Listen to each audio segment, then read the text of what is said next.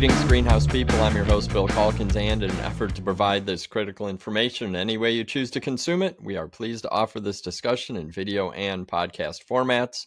My guest today is Chris Ferguson, a technical specialist with Ball Seed, who's here to share production protocols for Calibrachoa as part of our Tech on Demand series covering key annuals and perennials commercially produced around the world. Calibrachoa might be the number one vegetative crop in terms of retail appeal, but like many crops, all stages of production require careful attention to avoid losses, and Chris is here to help you reduce risk in this process. If you like this installment, be sure to subscribe to the Tech on Demand podcast on your favorite app and find dozens, if not hundreds, of Tech on Demand videos on the Ball Seed YouTube channel. But that's enough out of me. Chris, welcome to Tech on Demand, and why don't you go ahead and jump right into your presentation and help the growers optimize their Calibrachoa production. Hey, thanks, Bill. So when you're thinking about Calibrachoa, one thing we know is that there are a lot of varieties, there are a lot of series, and there's a lot of cultural information out there that's specific to those varieties. But that's not what I want to do today. Today, I just want to give 5 general tips that are true for all Calibrachoa to help you grow a successful crop. So those 5 tips are going to be moisture management, no pinch techniques, trying to avoid the traditional mechanical pinch, pH management, Thielaviopsis, and budworm control. Moisture management is important for all crops, but especially for Calibrachoa early in production. If you're too wet, you're going to see something like this picture. You're going to see tip abortion or tip atrophy, and that's going to lead to blind plants, stalled out plants, uneven growth. And then if your roots are too wet, you're going to see poor nutrient uptake because those roots have rotted off and they're not able to take up proper amounts of water or nutrients. And it's also going to expose them to root rot diseases. On the other side, if you're too dry, like most plants, you're going to get root damage. And then when you re-wet, it exposes it to possible diseases. And you're going to see, those traditional stress symptoms of yellowing and wilting and dieback. So you really have to stay in the right zone. So I talk to a lot of growers, and I usually ask them, how do you train your growers? What do you do to train them to water correctly for moisture management? And they usually say that, when we hire them, we'll train them as soon as we hire them. And then every year we'll have some sort of a training over water management. And that's really good. But you also have to remember that it's a bit of a subjective thing, watering. One grower's too wet or too dry or just right is going to be different from the next growers. So it's nice to have a standardized measurement to know where you're at. So when you're looking at the Ball Red Book or you're looking at a culture guide, you're going to see them reference water levels from 1 to 5. But what does that mean? What does that feel like? What does it look like? Well, a level 1 is completely air dried. If you pick out that plug or that liner and you squeeze it hard, no water's going to come out. And then when you open up your hand, it's just going to fall apart because there's not enough water to hold that soil together. A level 2 would be similar. If you squeeze it, no water's going to come out. But when you open your hand, there's going to be just enough water in those micropores to keep that soil from falling apart. A level 3 would be squeezing that pretty firmly, and you see a few drops of water come out. At a level 4, if you squeeze lightly, water's coming out. And then at a level 5, you're going to see water in your hand. The soil itself is going to glisten because it's just super saturated. So that's kind of what we're talking about with these different water levels. But you can take it a step further and you can assign numerical values to it.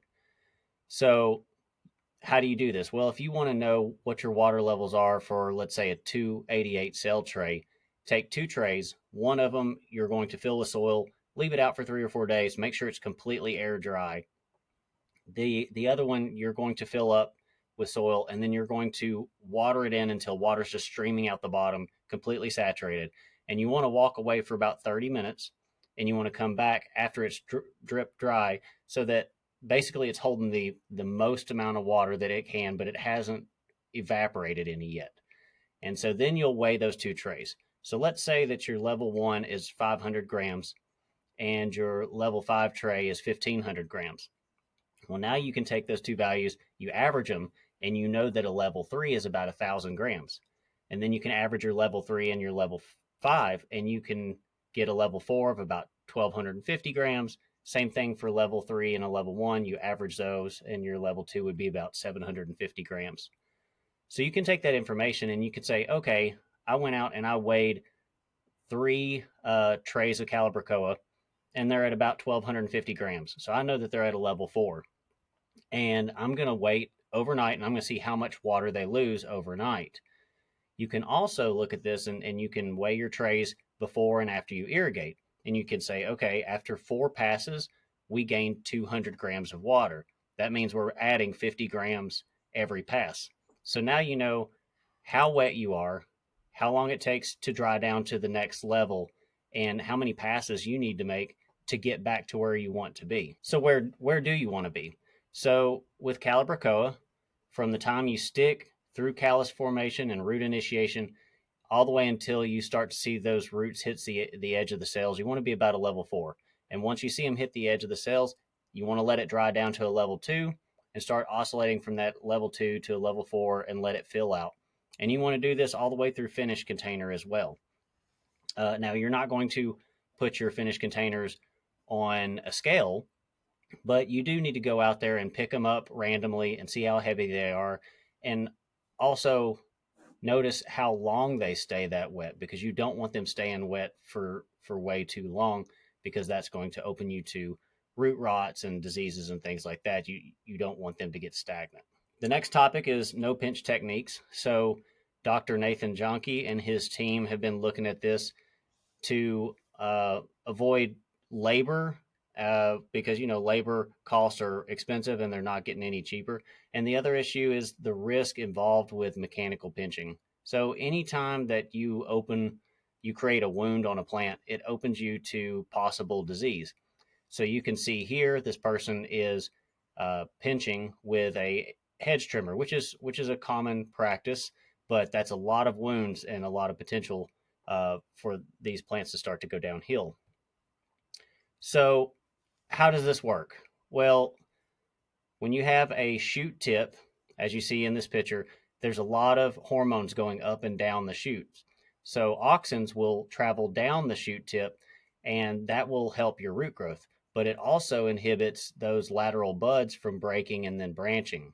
So once you trim off the top of that shoot, that signal becomes much weaker, and now that lateral branch can start to come out and grow. So you can do this with a mechanical pinch, but you can also do this with synthetic plant growth regulators that will basically trick the plant into pushing out those lateral buds. Okay, so before we go too far, I also want to say that there's a lot of varieties. Again, there's a lot of series of Calibrachoa. So they are going to respond differently to these plant growth regulators. So just because you found the magic mix for one variety does not mean that you can spray it on everything. You really need to test it on all your other varieties before you do a blanket spray on all your crops. So you can see these pictures here of different branching. There's a low amount of branching, moderate amount of branching, and then that high amount of branching. That's exactly what we want to see. That's something very similar to what you would get from a mechanical pinch. The other thing to think about is make sure that your roots have already hit the edges of the liner, and if you're in finished production, that those roots have hit the edge of the container, because these PGRs, while they help with lateral growth, they can also slow down your root growth. So make sure that you already have the roots there before you apply this. Nathan and his team were working with 2 different chemicals. They were working with Florel. Florel is ethafon, which is the precursor to ethylene. Most people know about ethylene as the chemical related to bananas ripening. It can also cause petal drop in cut flowers, and it's what makes those geraniums start to yellow up prematurely. But it can also be involved. It can also be used as a chemical pinch to chemically abscise that connection in that plant and cause those lateral buds to grow. Your other chemical is Configure. Now, Configure, some growers may be used to Configure with Echinacea or hostas, inducing that basal bud to branch out. They have noticed that Configure can cause phyto on Calibrachoa, but Nathan and his team have noticed that when they mix Configure with Florel, you don't see that phyto as much, and you see a lot more branching. So you can see in these two pictures in the bottom, on the left side there, that is a plant with a standard mechanical pinch. And then on the right side, that is no pinch technique with the tank mix of Configure and Florel. Now, one thing to mention here is that with those chemical pinches, you don't get rid of that apical shoot. So sometimes you get that growth and it's a little bit asymmetrical off to the side. Now, when you're putting these in large containers, multiple Calibrachoa together, they're going to fill out nicely and it's going to look really good. But this might not be the route for you if you are growing them and selling them by themselves in, let's say, a 4-inch container. Okay, so this is from some of Nathan's trials. You can see they have 5 different treatments here. You have the control, the no pinch control. The second at the top in the middle, that is your standard 1 pinch. Then you have a Florel application, a Configure application, and the last is a tank mix of that Configure and Florel, which came out the best, gave that reduced apical shoot and more laterals, and it's the closest that they've seen to a standard pinch. And then here on the right, these are some growers that actually use PGRs to try to chemically pinch. And again, you can see that apical shoot is still there and getting a bit long, but there are a lot of lateral shoots coming on, and it's going to fill out nicely given a little time. So this is definitely an option and something that you'd have to play around with and definitely trial it. But there is a potential there where you can avoid the labor and the cost and the risk of mechanical pinching. Okay, next is pH management. So Calibrachoa, similar to petunias, they like their soil to be a little bit more acidic. When the soil gets too high, say above 6.2, you're going to see iron deficiency. Iron is less soluble at that pH, and so the roots can't take it up. It's also an immobile nutrient, so that iron is not going to translocate from a lower leaf to an upper leaf. So the result is you start to see interveinal chlorosis. They start to get yellow. Eventually, when it gets severe, they turn white and they bleach, and then you may even see tip necrosis. Another issue is at high pHs, it's a prime environment for Thielaviopsis, so it's much easier for Thielaviopsis to attack Calibrachoa at those higher pHs. So if you stay down in that 5.4 to 5.8 range, you're going to be able to uptake the nutrients you need and stave off some of that Thielaviopsis. Okay, another thing you want to think about is your water quality. I like for all the growers to at least send in a sample and know their water quality. At least once a year, send in a sample. And depending on your water source, you may want to do it more often. Let's say your source is a pond and you get heavy rains and then you get drought and then the season changes. That's all going to affect your water quality. So one of the main issues with water quality is alkalinity.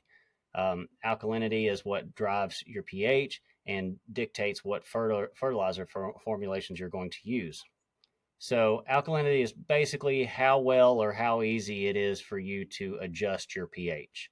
So you want to be around a 30 to 60 parts per million. That's ideal. But if you're anywhere between 20 to 120 parts per million, you should still be okay.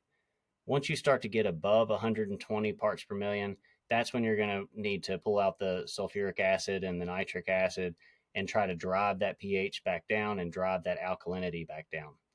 On the other side, if you have 0 parts per million of alkalinity, well, then you're having all these crazy chemical reactions and the pH is moving all around. There's no stability. So you need a little alkalinity just for that stability.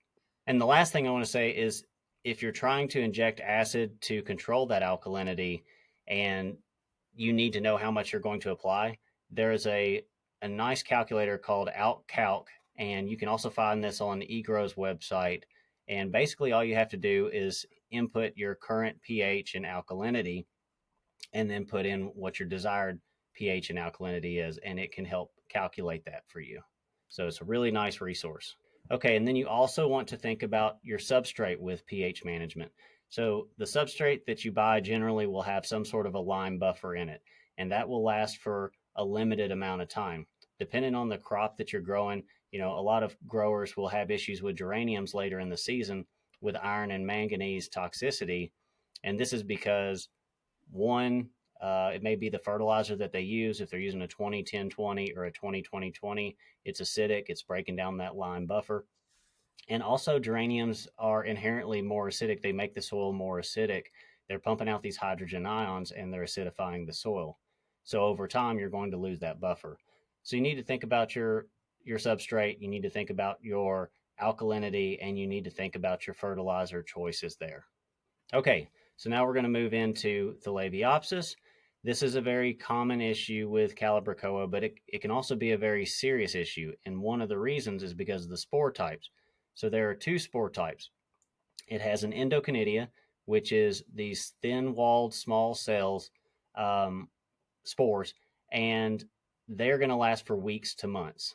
But you also have chlamydospores. These are a much thicker walled spore, and these can last up to years in your greenhouse, in cracks and crevices, and in soil, leftover plants. So you have to be careful with that.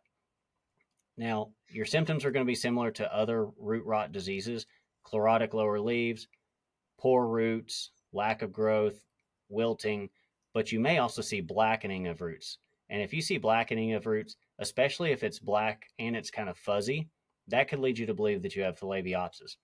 Now, you always want to send off a sample and get a diagnosis and make sure you know what you have. But that blackening on the roots is related to those chlamydospores, those thick, those dark spores, and that's actually what you're seeing there, and that's why it has the name Thielaviopsis. Its common name is black root rot, so that's where it comes from. So how does it spread? Well, the number one way it spreads is through fungus gnats and shore flies. And then once it makes those spores, they'll be in the soil, and anywhere that infected soil goes, that's where it's going to be. So on your trays, your benches, your tools, on dirt on the bottom of workers' shoes, and they track it around the greenhouse. So to manage this, you want to start off with making sure that your pH is right, like we've said before. 5.4 to 5.8 is going to reduce that Thielaviopsis growth. You also want to discard any symptomatic plants as soon as possible. Make sure you get them out of the greenhouse. And then you want to thoroughly disinfect areas, especially between crop cycles, to break that green bridge. So get rid of all the soil and debris, and then disinfect your tools, your benches, your floors, and make sure you're using a chemical that'll do the job. If you're using bleach, it needs to be at least 10% strength.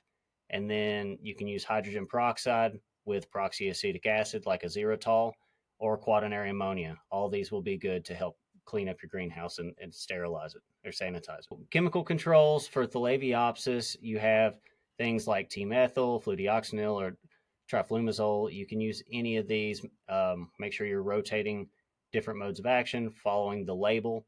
But you also want to control those fungus gnats and those shore flies because they're spreading all these spores around. So one of the ways you can do it is by beneficial nematodes. Steinernema feltiae is sold by Nemesis, but there's a lot of other trade names. This is going to be really good for attacking the fungus gnat larva. There's also another nematode, which is Steinernema carpocapsae, and that one is more effective on your shore flies. So if you have both, it would be good to use both of those nematodes for control.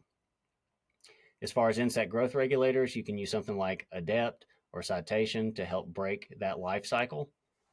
And then conventional chemicals, you can use something like Pylon or Safari to help control those fungus gnats as well. And then lastly, tobacco budworm. So this can be a damaging crop, very unsightly. And so when you're thinking about the life cycle, the adult female is going to lay these eggs, usually 18 to 25 in mass, and that's going to be on flower buds and terminal growth. There's going to be about 5 larval instars. They start out kind of green, and then as they get older, they may kind of tan into like a green, tan, brown, sometimes a maroon. But this is the destructive stage, the larval stage. All 5 instars, they're feeding, and then after that 5th instar, once they fed enough, they're going to drop to the ground, cover themselves up, and they're going to pupate in the soil. And this is dependent on temperature. So if it's much hotter, they may pupate in about 11 days. And if it's much cooler, it may be closer to like 3 weeks before they emerge as an adult. And the feeding that you're going to see on here is it's going to be on the flower buds, it's going to be on the petals, and it's going to be on the leaves. And it's going to be very unsightly, but it also opens the plant to diseases. So, how do we manage it? Well, number one is you need to be scouting. You need to scout your entire greenhouse, and not just Calibrachoa, because these budworms will feed on petunias and geraniums and verbena and snapdragon. So it has a wide host range and they can fly. So you need to scout everything. Now, you can use biological controls, something like Bacillus thuringiensis kerstocki, also known as BTK. It will produce a toxin. And so when the budworm feeds on the leaf and eats that bacteria, that toxin that it produced will disrupt the digestive system, effectively killing the larva. You can also use a trichogramma wasp. This is a parasitic wasp where the female will deposit eggs inside of the budworm egg. And so that trichogramma larva will hatch first and it will start to eat the contents of the budworm egg, effectively killing it. And then you can also use conventional chemical control, something like spinosad, bifenthrin. All these will be good. You can start to use them preventatively early in the season, but you also need to spray right before you ship or sell so that you have a little residue and residual control for customer satisfaction. So those are my 5 tips for Calibrachoa. Those are great. Very concise. I think that most of our listeners probably grow Calibrachoa. So putting some of these tips into practice going into spring 2026 is probably going to go a long way in making sure that crop starts and finishes as healthy as you can. Chris, thank you so much. Thank you, Bill. And you can find so many Tech on Demand educational resources online, hundreds of them. And every week I send a newsletter covering a range of cultural and technical topics. We've created hundreds of videos for greenhouse professionals of all skill levels. Tech on Demand podcast is a great way to learn about technical topics on the go. And you can jump onto our Facebook group, the Greenhouse Tech Team, and join more than 6,000 of your peers. All you have to do is search Greenhouse Tech Team, answer a couple questions, and I will let you right in. Chris, thank you again so much for your time. And I know we're going to talk again soon because we got a bunch more crops to cover, right? Oh, yeah, for sure. Awesome. I'm Bill Calkins with Tech on Demand, and on behalf of our entire team, thanks for listening. Thanks for watching. Take care out there.